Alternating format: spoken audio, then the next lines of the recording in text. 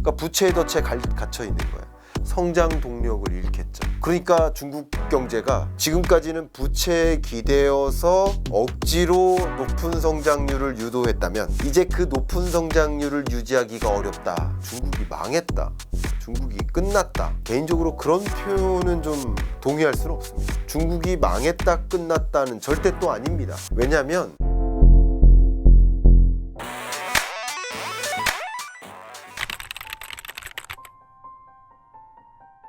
중국의 그 문제가 뭔지를 좀 들여다보고 이 문제가 구조적인 문제인지 일시적인 문제인지 계절적인 문제인지 경기적인 문제인지를 좀 판단해야 됩니다.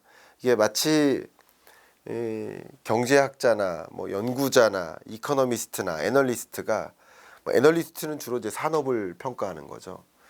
이코노미스트는 이제 그 거시경제를 보는 것이고 그런 마치 의사가 되어서 그 몸을 진단하는 거랑 비슷해요. 진단을 해봤더니 이거는 그냥 만성질환이에요. 근데 아니야, 이거는 감기예요. 그러면 처방이 다르겠죠. 제가 정말 실제 그런 일이 있었습니다. 제가 감기인 줄 알고 한 달 동안 그냥 약국에서 감기약을 먹었는데 너무 안 낫는 거예요. 그래서 병원에 갔습니다. 이비인후과 갔습니다. 갔더니 혼났어요. 아니 이거를 감기약 먹으면 어떡하냐고. 감기가 아니라고. 비전문가가 스스로 잘못 진단한 거예요. 그러니까 제가 무슨 말씀을 드리는 거냐면 중국 경제를 진단을 해봐야 돼요. 그럼 진단을 해보면 중국 경기 부양책들이 정말 이 문제를 해결할 만한 해결책인지를 확인할 수 있는 거예요. 근데 중국 경제를 진단해보면 여러 가지 문제들이 있는데 이게 구조적인 문제인가 일시적인 문제인가 혹은 계절적인 문제인가 이런 걸 봐야 돼요. 근데 중국 경제가 첫 번째 중요한 문제 중에 하나가 결론적으로 먼저 말씀드리면 유동성 함정에 빠져 있어요. 중국 경제가 첫 번째는 부동산 경기 침체에 빠져 있죠. 아직도 정말 막대한 유동성을 퍼붓고 막대한 경기 부양책을 퍼붓고 통화정책, 재정정책 다 퍼붓고 그래도 중국 부동산 경기가 아직까지도 그 회복될 조짐이 보이지 않아요. 소위 미분양주택이라고 불리는 그 미분양주택 건수가 해소가 잘 안 돼요. 왜 그럴까? 기본적으로 중국 인민들이 심리가 얼어붙어 있습니다. 이미 중국도 인구 감소, 고령화라는 인구구조 변화에 직면했고 거기에 더더군다나 중국으로부터 사람이 떠나고 기업이 떠나고 돈이 빠져나가고 있어요. 좀 빠른 속도로 빠져나가고 있습니다. 그렇게 불안하다 보니까 중국 인민들이 소비도 안 해요. 소득이 주는 것도 아니면서 소비를 안 해요. 저축 의지가 늘어요. 저축 성향이 느는 게 굉장히 재밌는 게 뭐냐면요. 금리가 보통 떨어지면 저축을 안 하고자 하거든요. 그래서 금리를 떨어뜨리는 게 또 소비 진작책이기도 해요, 보통. 근데 금리가 계속 떨어지는데도 저축을 늘려요. 이건 왜 그럴까? 이것은 미래에 대한 불확실성이 크다. 불안한 감을 많이 느낀 거예요. 그만큼 소비 심리가 이렇게 가다가 레벨 다운 된 거예요. 그러니까 당연히 이 부동산을 매수하려 하지 않는 거예요. 물론 이 중국은 공산주의 국가니까 이 부동산의 이 소유권이라기보다는 사용권이라고 볼 수 있겠죠. 사용권을 거래한다 이렇게 개념하시는 게 좀 도움이 되겠습니다만 어쨌든 그 사용권을 매수하려 하지 않아요. 그러니까 여러 해외 언론에서도 이것을 지적하고 있듯이 그 미분양 그 아파트가 많게는 뭐 1억 채에 달한다. 뭐 적게는 한 7천만 채에 달한다. 이런 보도들이 끊이지 않고 있는데 그게 전혀 해소가 안 되고 있습니다. 그게 한 축이고요. 또 중국의 경기 부양 방식이 되게 재밌게도 세계에서 유일하게 경제 성장률 전망치를 제시하는 게 아니라 경제 성장률 목표치를 제시하는 방식이에요. 그 목표 성장치를 제시한다는 것은 뭐냐면 우리 올해는 5% 성장해야 돼 라고 공산당이 제시를 하면 그럼 5%를 이루기 위해서 쉽게 말해서 그냥 지방정부 5개가 있다. 그럼 지방정부 각각 1%씩 만들어야 돼요. 성장을. 그럼 1%씩 만들려면 각 지방정부는 이만큼씩 다리 만들면 돼요.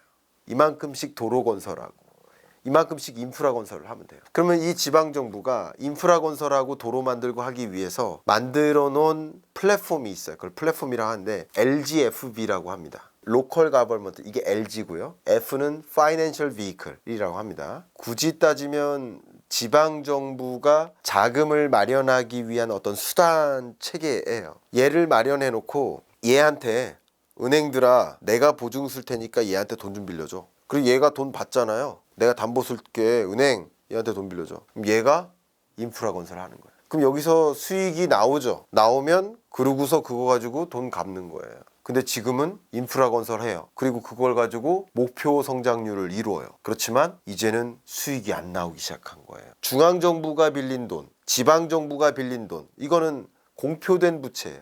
근데 LGFB가 빌린 돈, 이것은 알려지지 않은 부채, 공표되지 않은 부채, 이게 숨겨진 부채예요. 이 숨겨진 부채가 계속 쌓이고 있어요. 그러니까 사실은 우리가 알고 있는 수준보다 더 많은 부채 위협에 놓여 있어요. 중국은 기업 부채도 심각하고 가계 부채도 심각하지만 사실은 정부 부채가, 특히 숨겨진 부채, 이걸 그림자 금융이라고도 표현하고요. 이 문제가 심각해요. 그러니까 부채에 덫에 갇혀 있는 거예요. 그 부채 문제를 해결하기 위해서는 어떻게 해야 돼요? 이제 지방 정부들아 부채 관리에 나서라. 굳이 적극적으로 인프라 이거 더 많이 만들지 마라. 그러면 어떻게 돼요? 성장 동력을 잃겠죠. 그러니까 중국 경제가 지금까지는 부채에 기대어서 억지로 높은 성장률을 유도했다면 이제 그 높은 성장률을 유지하기가 어렵다. 그래서 과거 14%대 성장하다가 올해 5%도 성장이 처음 깨지는, IMF는 올해 중국 경제를 4.8% 성장할 것으로 전망했고 내년 경제를 4.5%로 전망했습니다. 그리고 중장기적으로 29년까지 3.5%를 향해서 3%대를 향해서 성장률이 둔화될 것으로 전망합니다. 이렇게 부채의 늪에 빠져 있어요. 또 부동산 침체의 늪에 빠졌어요. 내수 침체의 늪에 빠졌어요. 이런 것을 부양시키기 위해서 막대한 유동성을 퍼붓고 경기 부양책을 쏟아부었어요. 특히 근래에는 오죽 급했으면 증시를 또 부양시켜야 선순환이 되거든요. 증시를 부양시키기 위해서 증시 부양책까지 막대한 규모를 편성했는데 증시가 급등했다가 다시 내려갔거든요. 그러니까 이런 극단적인 경기 부양책을 제시했음에도 불구하고 다시 일시적인 효과로만 끝나요. 그러니까 이게 뭐예요? 유동성 함정이에요. 그러니까 이런 구조적인 환경에 놓여 있는데 더군다나 2025년 트럼프는 관세 전쟁을 예고해요. 그러니까 해외 자본들이 중국에 투자했던 외국인 자금이 더 빠져나가요. 이거는 간접 자본이죠. 투자했던 거. 근데 그거 말고요. 공장이 빠져나갑니다. 해외 직접 투자가 유입이 안 돼요. 심지어는 중국으로부터 해외 직접 투자가 유출돼요. 그러니까 중국 기업마저 공장을 해외에 짓는 거예요. 그 관세를 어떻게 이기냐? 미국의 공장 짓자. 그러니까 다 빠져나가는 거예요. 그러니까 중국 경제가 과거의 고성장을 더 이상 할 수 없다. 이런 구조적인 문제에 당면에 있기 때문에 이게 어떤 재정 정책을 통해서 더 많은 돈을 퍼붓는다고 밑 빠진 독에 물 붓는 격이 되는 거죠. 그래서 또 제자리일 것이라고 봅니다. 다만 여기서 제가 한 가지 중요한 의견을 드린다면 저는 또 어떤 일부 전문가분들 의견을 뭐 다 존중합니다만 중국이 망했다, 중국이 끝났다, 개인적으로 그런 표현은 좀 동의할 수는 없습니다. 중국이 망했다 끝났다는 절대 또 아닙니다. 왜냐하면 제가 지금까지 중국 경제를 구조적으로 어려운 환경에 놓였다라고 설명드렸는데 지금 길게 말씀드린 이 부분은 다 구경제만 말씀드린 거예요. 근데 중국이 구경제적인 측면이 있지만 신경제가 또 있거든요.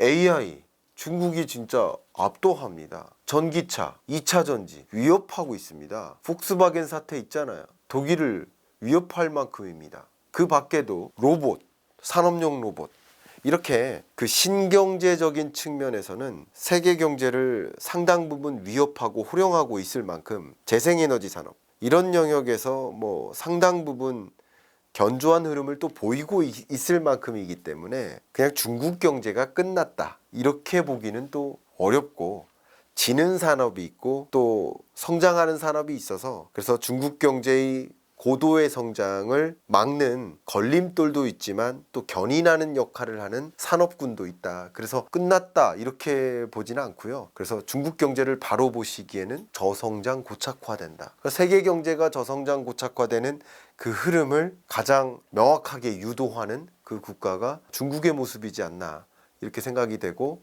중국, 유럽 이런 주요 전통적인 그런 국가들이 저성장 고착화 국면에 놓여 있는 모습이다, 이렇게 저는 평가를 하고 있습니다. 제가 생각하는 트럼프의 큰 그림, 앞서 계속 강조했습니다만 그 마가의 그 큰 그림을 완성하는 활용 정점을 딱 찍는 그 점은 대만을 내주는 거예요. 대만을 왜 내줄까?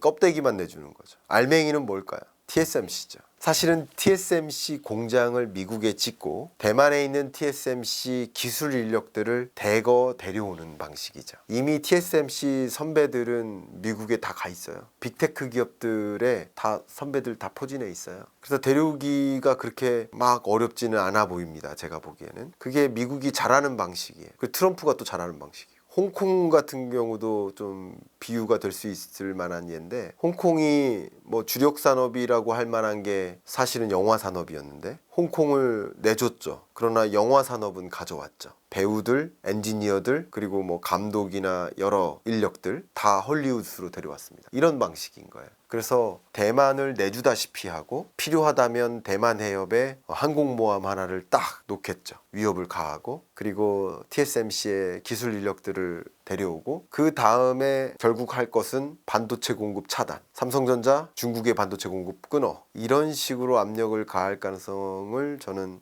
배제할 수 없다. 그리고 러시아와 미국이 좀 친분을 쌓고 중동과도 친분을 쌓은 다음에 에너지 공급도 끊어, 이렇게 해버리면 정말 중국이 고립될 가능성이 있겠죠. 그렇게 될 경우, 그런 시나리오로 정말 전개될 경우 정말 끝날 수도 있겠죠. 구경제든 신경제든 반도체 없이는 그 어떤 산업도 가동이 될 수가 없습니다. 그리고 중국이 독립적으로 반도체 조달 없이 TSMC와 삼성전자 및 반도체 밸류체인에 있는 주력 기업들 없이 중국 혼자서 자립할 만한 여건은 절대 안 됩니다. 왜냐하면 설계, 소재, 파운드리 다 다른 나라에 있기 때문에, 그런 영역에서 워낙 밸류체인이 글로벌리 이렇게 메꿔져 있기 때문에, 물론 그렇게 안 되기 위해서 중국도 뭔가를 고민하겠죠. 중국이 또 글로벌 밸류체인에서 상당히 역할을 하고 있는 영역을 우리도 이거 공급 안 할 거야 그러면 이런 식으로 해서